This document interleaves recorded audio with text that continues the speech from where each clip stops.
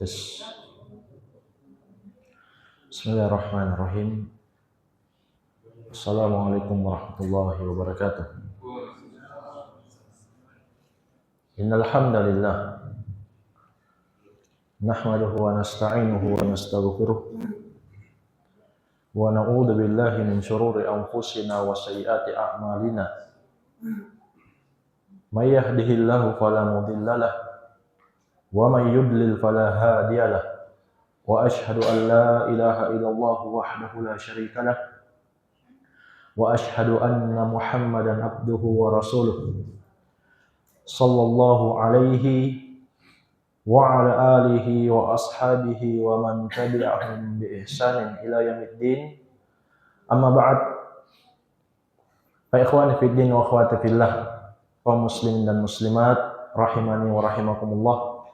Semoga Allah Subhanahu wa taala senantiasa mencurahkan rahmatnya kepada kita sekalian.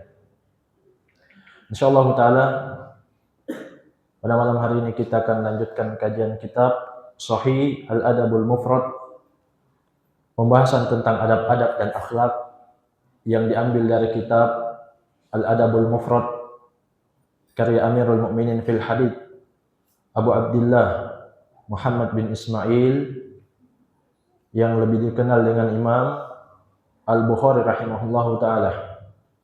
Kata penulis rahimahullah, an Zadan Abi Umar.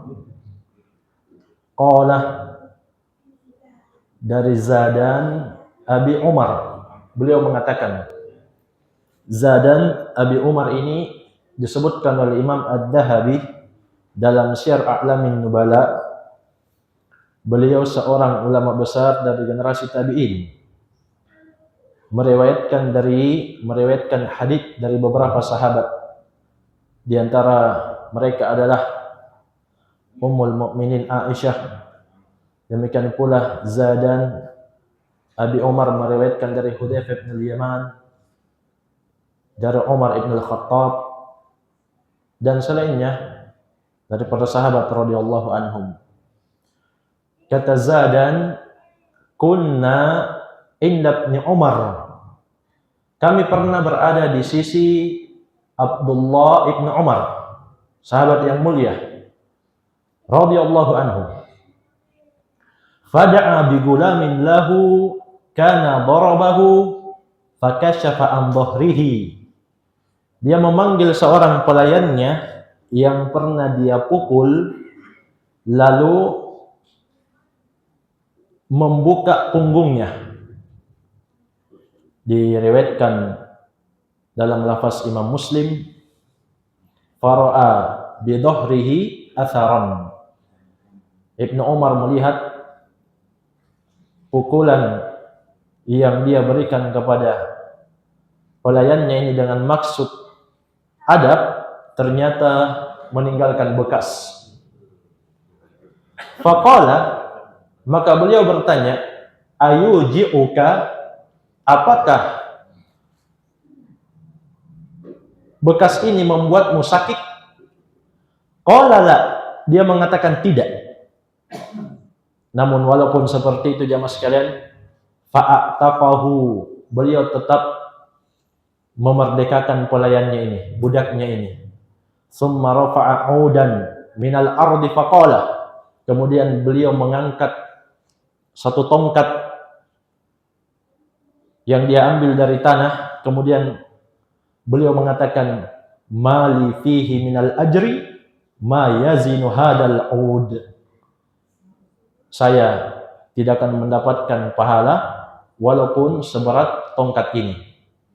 Fakultu, maka kata Zadan, ya Abu Abdurrahman, lima taqulu hada, wahai Abu Abdurrahman. Abu Abdurrahman kunyanya Ibnu Umar. Kenapa kamu ucapkan seperti itu, bahwa kamu tidak akan mendapatkan pahala walaupun seberat tongkat tersebut? Qala, maka beliau mengatakan, sami'tun nabiyya sallallahu alaihi wasallam yaqul, atau qala, Saya pernah mendengarkan Nabi sallallahu alaihi wasallam bersabda, yaqul aw qala, yaqul fil mudhari, qala fil madhi. Ini menunjukkan tajamnya, telitinya itu Ibnu Umar. Sampai masalah yaqul atau qala, beliau sebutkan kedua-duanya. Saya mendengarkan Nabi bersabda, man daraba mamlukahu haddan lam ya'tihi aw laqama wajahahu. Barang siapa yang memukul budaknya sebagai hukuman yang tidak dia lakukan, atau dia memukul wajahnya. Wa fi lafdin, dalam lafaz yang lain, man laqama abdahu aw darabahu haddan lam ya'tihi fa kaffaratuhu ayyutiqahu. Barang siapa yang memukul budaknya sebagai hukuman yang tidak dia datangi, tidak harus dia dapatkan pukulan itu, maka kafarahnya dengan dimerdekakan. Jadi jamaah sekalian, itulah maksud Ibnu Umar bahwa dia memerdekakan budaknya yang dia pukul ini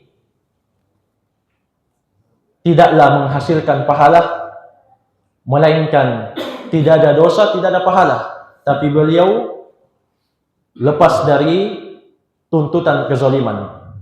Dan perlu diketahui jamaah sekalian, Ibnu Umar ini termasuk sahabat yang cerdas. Pernah berkumpul kibarus sahabah, sahabat-sahabat kibar, ada bapaknya di situ dan selainnya. Nabi bertanya, inna minas syajar syajaratan la yasqutu waraquha. Sesungguhnya ada satu pohon yang daunnya itu tidak akan jatuh. Wahiyya mathalul muslim. Pohon ini ibaratnya seorang muslim. Hadithuni mahiyah. Maka Nabi mengatakan, bertanya kepada para sahabat, sampaikan kepadaku siapa yang tahu pohon yang dimaksud. Fawaqa'an nasu fi syajaril badiyah. Maka orang-orang menyangka yang dimaksud oleh Nabi adalah pohon yang ada di gurun pasir. Wa waqa'a fi nafsi annaha an-nakhlah. Tapi kata Ibnu Umar, karena kecerdasan beliau yang Allah berikan kepadanya, kalau menurut saya itu adalah pohon kurma. Qala Abdullah fastahyaitu. Maka kata Ibnu Umar, anaknya Umar Ibn Al-Khattab, tapi saya malu. Kenapa? Karena di situ ada tokoh-tokoh sahabat yang senior, sedangkan beliau masih kecil saat itu. Faqalu, ya Rasulullah akhbirna biha. Maka para sahabat pun bertanya, ya Rasulullah, kabarkanlah kami tentang pohon itu. Faqala Rasulullah sallallahu alaihi wasallam, hiya nakhlatu. Maka Nabi mengabarkan kepada mereka yang dimaksud pohon yang seperti ibaratnya seorang muslim adalah pohon nakhlah, pohon kurma. Jadi jamaah sekalian, pohon kurma itu sangat banyak manfaatnya. Sampai daunnya bisa dipakai untuk berteduh. Banyak manfaat yang diberikan untuk manusia.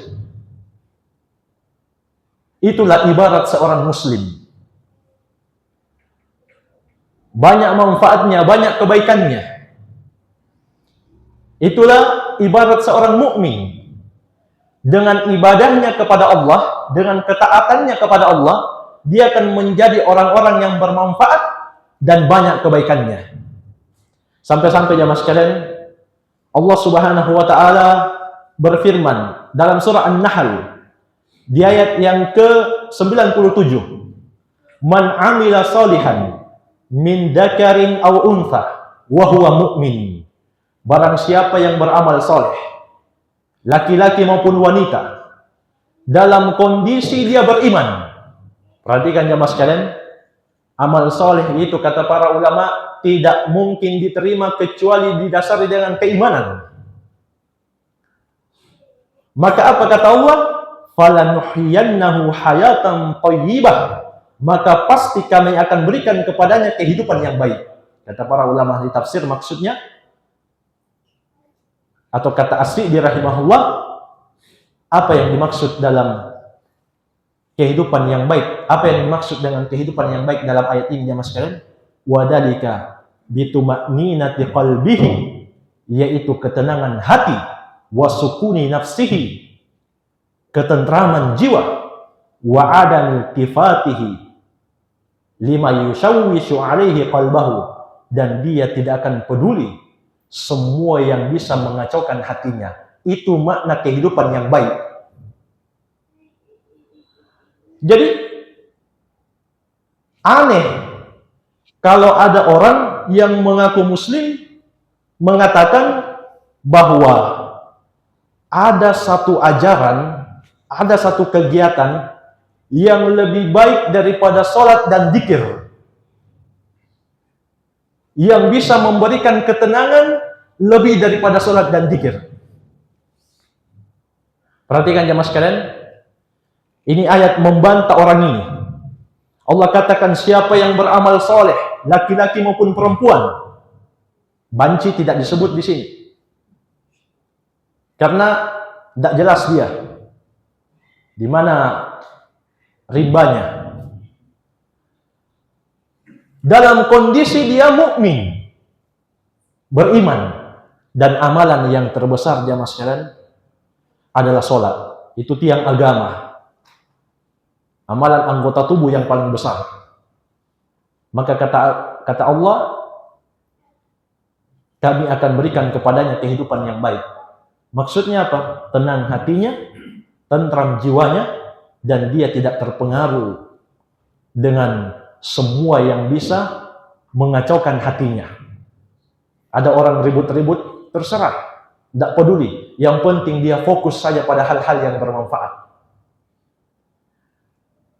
Demikian pula jamaah sekalian, Nabi kita yang mulia Muhammad SAW pernah mengatakan kepada Bilal, ya Bilal, aqimis shalah, arifna biha. Wahai Bilal, tegakkan sholat, buat kami nyaman dengan sholat. Perhatikan jamaah sekalian, Nabi saja menjadikan sholat itu sebagai sesuatu yang membuatnya nyaman.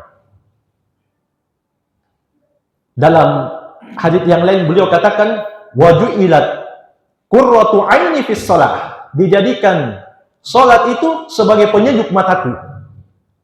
Apa maksudnya penyejuk mata jamaah sekalian? Sesuatu yang selalu ditunggu. Maka tidak pantas seorang muslim yang mengaku muslim mengatakan bertapa atau bersemedi atau meditasi lebih menenangkan dibanding sholat dan dzikir. Kata Syekh Ibnu Utsaimin rahimahullah, kenapa sholat dijadikan sebagai penyejuk mata untuk Rasulullah sallallahu alaihi wasallam, ketenangan untuk beliau? Li'anna fiha rahat wat tuma'ninah was sakinah. Karena sesungguhnya di dalam salat itu ada ketentraman, ada kedamaian, ada ketenangan untuk jiwa. Jadi tidak pantas, dan itu sebenarnya bikin sakit hati. Ucapan meditasi lebih menenangkan daripada salat dan dzikir, itu bikin sakit hati. Itu bikin kecewa kaum muslimin. Dan jamaah sekalian, ini bisa sampai tahap membatalkan keislaman. Karena itu dalam kitab Nawaqidul Islam yang disusun oleh Syekhul Islam Al-Mujahidul Mujaddid Muhammad bin Abdul Wahhab rahimahullahu ta'ala, beliau menukil kesepakatan, tidak ada perbedaan pendapat dari semua madhab.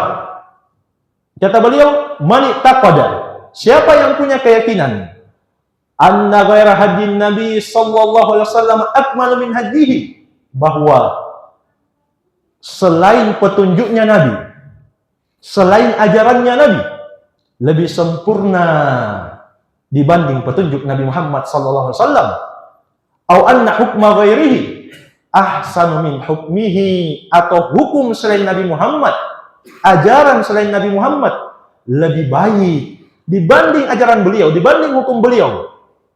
Kalladhi yufaddilu hukma tawagit ala hukmihi, seperti orang yang mengutamakan hukum atau ajaran atau petunjuk yang melampaui batas, yang bertentangan dengan Islam, ajaran non-muslim,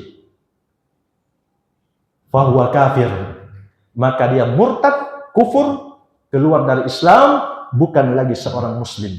Kenapa? Sebab dia menganggap ada satu petunjuk yang Allah turunkan kepada Rasulullah mengalahkan petunjuk Allah. Ini bahaya jamaah sekalian. Mungkin dia tidak paham atau tidak sadar.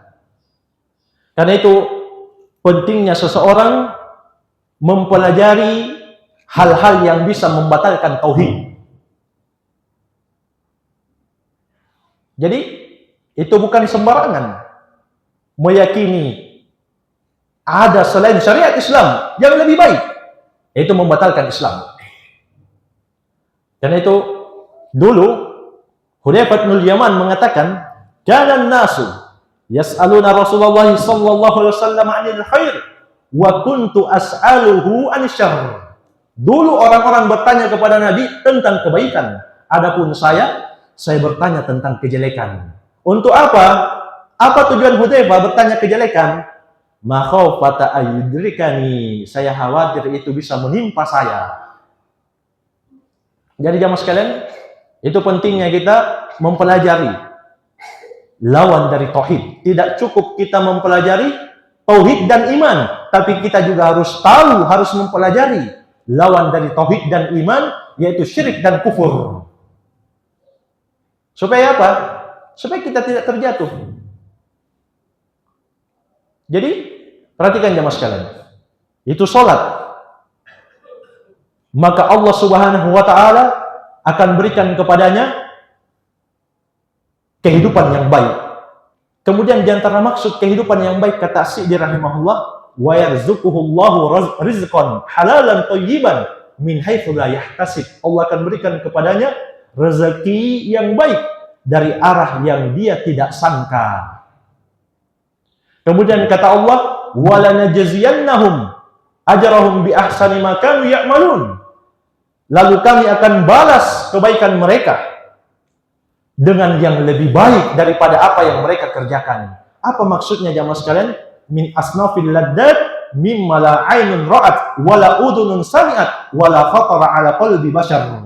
Yaitu balasan yang tidak pernah terlihat oleh mata, kelezatan, nikmat yang tidak pernah didengar oleh telinga, dan tidak pernah terlintas di hati manusia. Fayu'tihillahu fid dunya hasanah wa fil akhirati hasanah, yaitu kebaikan di dunia dan kebaikan di akhirat. Ini orang yang beramal soleh, termasuk orang yang sholat. Tidak mungkin ada amalan yang lebih baik daripada sholat, tidak mungkin. Demikian pula dzikir. Allah Subhanahu wa taala berfirman dalam surah Ar-Ra'd,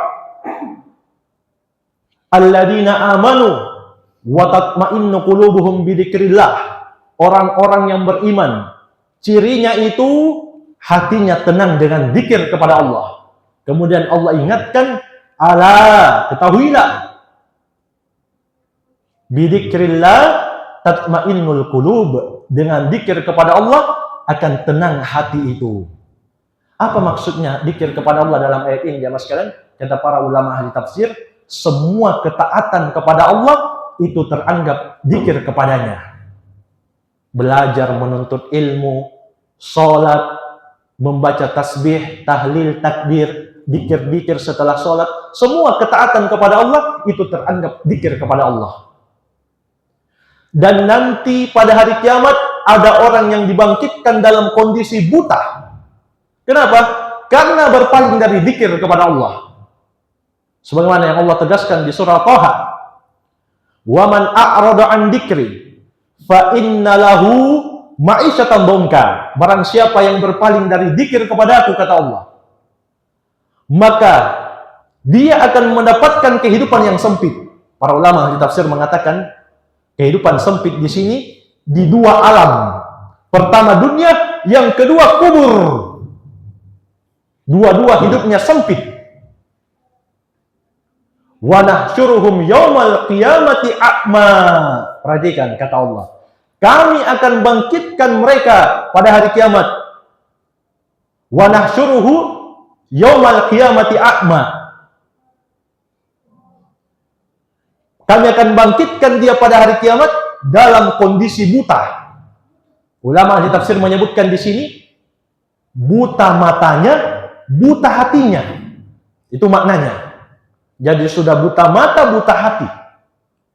Ini musibah yang sesungguhnya. Jadi jamaah sekalian, bayangkan orang yang berpaling dari dzikir, dari ketaatan, dari ibadah, maka Allah akan bangkitkan dia dalam keadaan buta. Kemudian dia datang mengadu kepada Allah. Qala rabbi lima hasyartani a'ma wa qad kuntu basira. Wahai Rabbku, kenapa saya bisa bangkit dalam kondisi buta? Dulu saya di dunia melihat. Maka apa kata Allah? Qala kadzalika atatka ayatuna fanasitaha wa kadzalikal yauma tunsa. Demikianlah. Dulu datang ayat-ayat kami kepadamu, kamu lupakan. Lebih bagus meditasi katanya. Wa kadzalikal yauma tunsa. Demikian pula pada hari ini kata Allah, kamu akan ditinggalkan di dalam azab neraka. Itu makna ayat ini. Jadi tidak ada yang lebih baik daripada sholat, tidak ada yang lebih baik daripada zikir. Itu sudah sesuatu yang pasti, yang paten, tidak bisa diganggu-gugat. Kalau kita sakit hati sama orang, selesaikan dengan orang lain, bukan dengan menyebarkan syubhat di tengah kaum muslimin. Jadi ini ancaman untuk orang-orang yang berpaling dari zikir kepada Allah Subhanahu wa taala. Jadi jamaah sekalian, Ibnu Umar termasuk orang yang cerdas. Beliau bisa menjawab apa yang dimaksud oleh Nabi, yaitu pohon kurma. Cuma kata Ibnu Umar, di situ ada sahabat kibar. Termasuk adab orang yang kecil tidak ikut campur di tengah ulama-ulama besar. Itu urusan mereka. Tidak bisa kita ikut-ikut di situ. Ikut ketik-ketik sembarang. Ini lihat Ibnu Umar. Dia tidak sembarang cokdok-cokdok.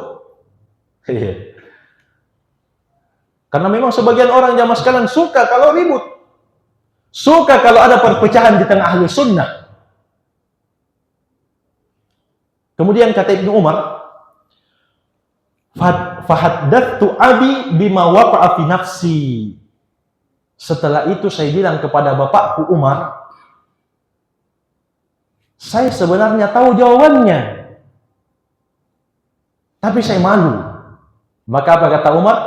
La antakuna qultaha ahabbu ilayya min ayyakuna li kada wa kada. Kamu bilang tadi, jawabannya Nabi itu lebih baik, lebih saya suka dibanding saya diberikan harta dunia yang paling berharga. Kenapa? Para ulama mengatakan, coba kamu bilang tadi, Rasulullah akan mendoakan kamu. Sebagaimana Nabi mendoakan Ibnu Abbas, dan juga Umar bangga, bahagia, punya anak Ibnu Umar, Abdullah Ibnu Umar, yang cerdas. Itu makna hadits ini. Namun jamaah sekalian, para ulama juga mengatakan, jika luput dari orang-orang kibar, orang-orang besar, sesuatu yang butuh diingatkan, maka tidak mengapa. Walaupun orang-orang yang kecil, yang ilmunya tidak sampai setara dengan mereka mengingatkannya. Karena kalau tidak diingatkan bisa luput. Baik, kemudian jamaah sekalian, di kelanjutan hadits ini, ucapan Ibnu Umar, kita bisa mengambil pelajaran pentingnya untuk selalu memeriksa diri, mengintrospeksi, muhasabah. Coba Ibnu Umar, sudah lewat dia pukulan adab untuk pelayannya ini. Tapi dia tanya lagi, apakah itu sakit? Ini menunjukkan ada muhasabah di situ. Dan jamaah sekalian,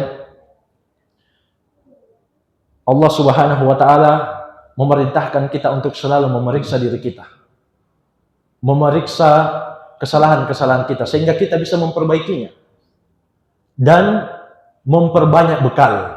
Sebagaimana yang Allah sebutkan dalam surah Al-Hasyr di ayat yang ke-18, ya ayyuhalladzina amanu ittaqullah wal tanzur nafsum ma qaddamat lighadin. Wahai orang-orang yang beriman, bertakwalah kalian kepada Allah dan lihatlah, hendaklah setiap jiwa itu melihat apa yang telah dilakukan untuk hari esok. Apa maknanya hari esok jamaah sekalian? Bukan untuk hari besok dunia, bukan. Kata Imam Ibnu Katsir rahimahullah, maksudnya adalah hasibu anfusahum qabla an tuhasabu. Hisablah, periksalah diri-diri kalian sebelum kalian dihisab, diperiksa pada hari kiamat. Wanduru madza iddakhartum. Wanduru madza dakhartum li anfusikum minal a'malis sholihah. Dan lihatlah apa yang telah kalian siapkan dari amal-amal soleh, liyaumi ma'adikum wa ardikum ala rabbikum, untuk hari kembali dan hari berjumpa dengan Rabb kalian. Itu makna persiapkan bekal untuk hari esok.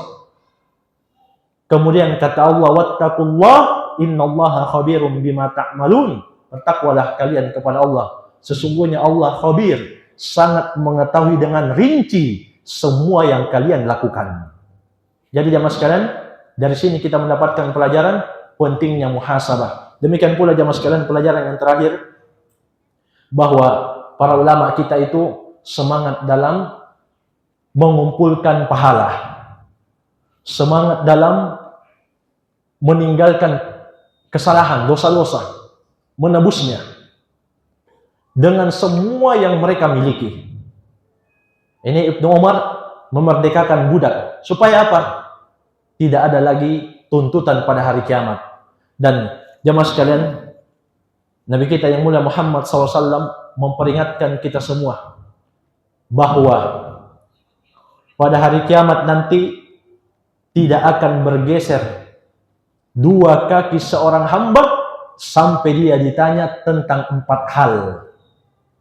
Sebagaimana dalam hadits Abu Barzah Al-Aslami yang dikeluarkan oleh Imam At-Tirmidzi, Ad-Darimi, Al-Baihaqi. Beliau mengatakan, la tazulu qadama 'abdin yaumal qiyamah. Tidak akan bergeser kedua kaki seorang hamba pada hari kiamat hatta yus'al an umurihi, sampai dia ditanya tentang umurnya, fima afnahu, di mana dia habiskan. Di mana dia habiskan umurnya, di mana dia habiskan waktu sehatnya. Wa an ilmihi fima fa'ala fi, ini yang kedua. Yang ditanya tentang ilmunya, apa yang sudah dia amalkan tentangnya atau terkait dengan ilmu yang dia dapat. Wa an malihi, dan juga akan ditanya tentang harta. Khusus tentang harta ini 2 pertanyaannya. Apa pertanyaan pertama? Min aina tasabahu, dari mana dia dapat? Dari tipu-tipu kah? Atau dari sesuatu yang haram atau halal?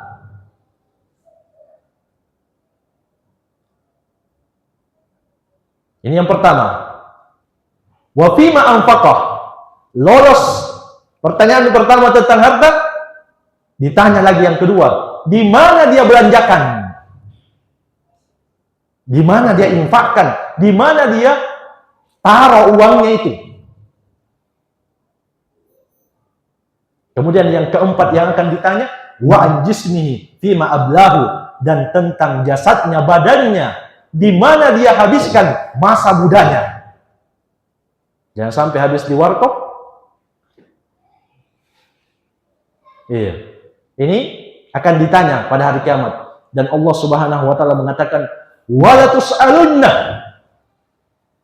sungguh pasti benar-benar. Ini lam taukid masuk pada fil mudhari, ketemu dengan nun taukid, sebelumnya ada sumpah. Jadi terjemahannya itu sungguh, pasti, benar-benar kalian akan ditanya yauma idin, pada hari itu, anin naim, tentang nikmat-nikmat yang kalian dapatkan di dunia. Jadi jemaah sekalian, nikmat itu akan bermanfaat kalau kita gunakan untuk ibadah di jalan Allah Subhanahu wa taala. Makanya Allah sebutkan, Allah gandengkan orang yang bersyukur dengan orang yang kuat ibadah.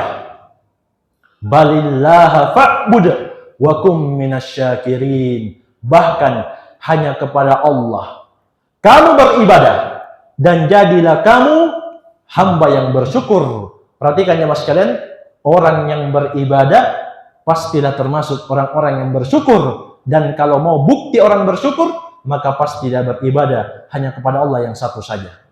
Baik, mungkin ini saja mas kalian yang bisa kita ambil secara ringkas pada malam hari ini terkait dengan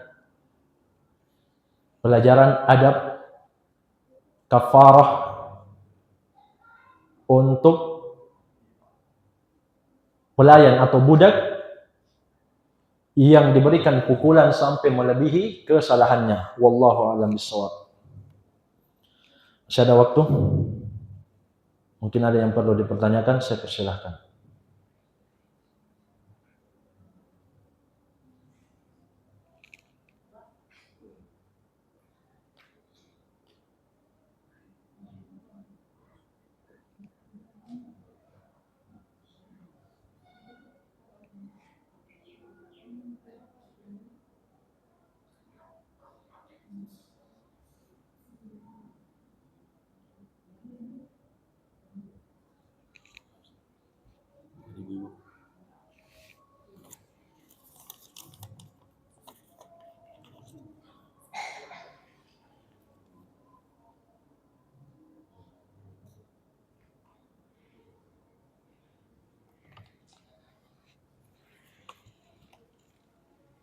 Assalamualaikum, mau bertanya Pak Ustadz.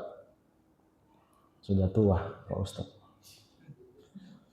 Apa perbedaan antara sholat qiyamul lail dan sholat tahajud, dan bagaimana cara melakukannya?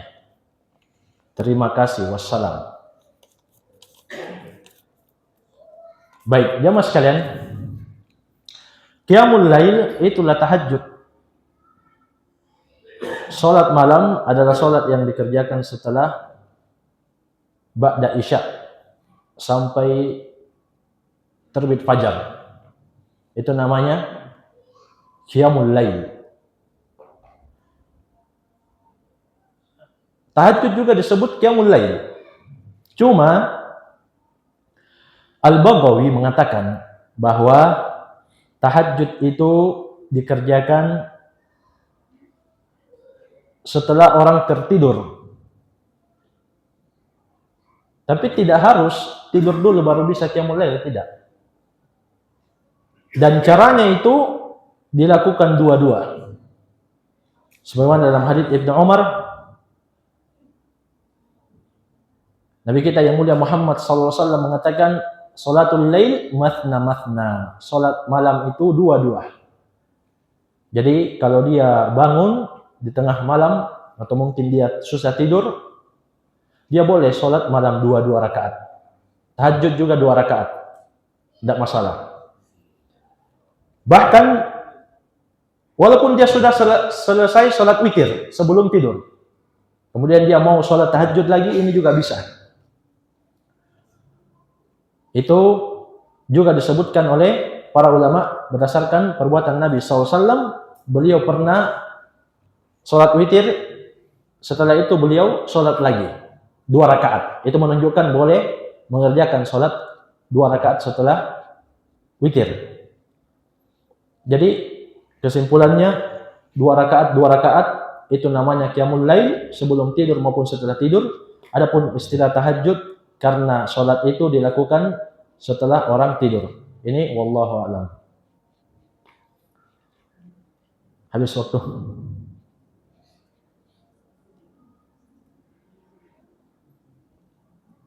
Ada yang lain? Saya persilakan.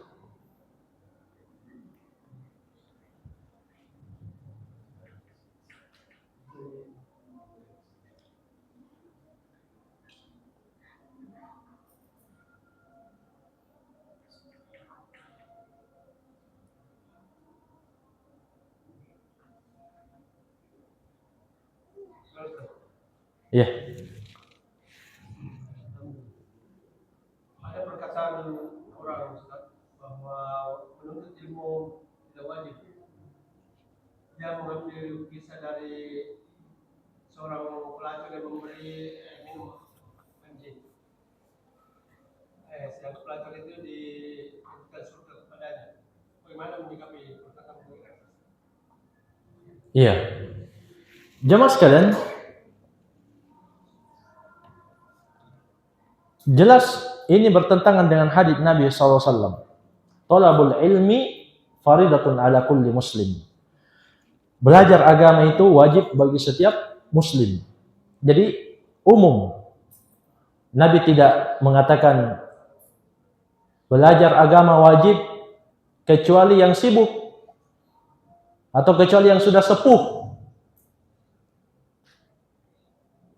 Tidak, umum. Nah, jemaah sekalian, tidak ada pendalilan bahwa seorang wanita pezina yang menolong anjing itu yang kehausan, kemudian Allah maafkan dan Allah masukkan ke dalam surga, itu tidak menuntut ilmu atau tidak belajar sebelumnya. Tidak ada pendalilan di situ. Justru jamaah sekalian, dia tahu bahwa menolong itu baik, makanya dia sampai rela untuk mengambil air dan memberi minum seekor anjing. Artinya apa? Dia punya ilmu bahwa menolong itu pasti akibatnya baik. Dan lebih tegas lagi jemaah sekalian, Allah Subhanahu wa taala berfirman, "Wal 'asr", demi waktu, innal insana lafi khusr, sungguh semua manusia berada dalam kerugian, illal ladzina amanu, kecuali yang pertama orang beriman. Dan tidak mungkin benar keimanan tanpa ilmu, tidak mungkin jemaah sekalian. Orang-orang Nasara juga mengklaim mereka beriman. Orang-orang Yahudi juga mengklaim mereka beriman. Orang-orang Sufi ekstrim juga mengklaim mereka beriman. Bahkan mereka mengklaim sudah sampai ke jenjang iman yang paling tinggi, yaitu jenjang hakikat, jenjang yakin, jenjang ma'rifat. Tapi semuanya imannya ini batal karena tidak dibangun di atas ilmu. Jadi iman yang sah harus dibangun di atas ilmu. Kemudian kata Allah, wa amilus shalihat, beramal soleh, wa tawasaw bil haq, saling menyampaikan kebaikan, kebenaran, wa tawasaw bis sabr, dan saling mengingatkan tentang kesabaran. Jadi ilmu, amalan, dakwah dan sabar. Ilmu, amalan, penyebaran ilmu dan sabar. Ini pendalilan diambil oleh Syekhul Islam Muhammad bin Abdul Wahab dalam kitabnya Thalathatul Usul. Ilmu dulu, baru beramal, baru dakwah, baru sabar. Bagaimana mau beramal kalau tidak ada ilmu? Apalagi dakwah. Bagaimana bisa keluar 40 hari tidak ada ilmu? Dan bagaimana bisa sabar kalau kita tidak tahu apa buah dari sabar? Tidak mungkin ya mas sekalian. Orang bisa sabar tanpa ilmu. Jadi itu pendalilan yang salah, dan biasanya itu pendalilan dari orang yang malas. Wallahu a'lam, semoga bermanfaat. Wabillahi taufik. Subhanakallahumma bihamdik, asyhadu an la ilaha illa anta, astaghfiruka wa atubu ilaik.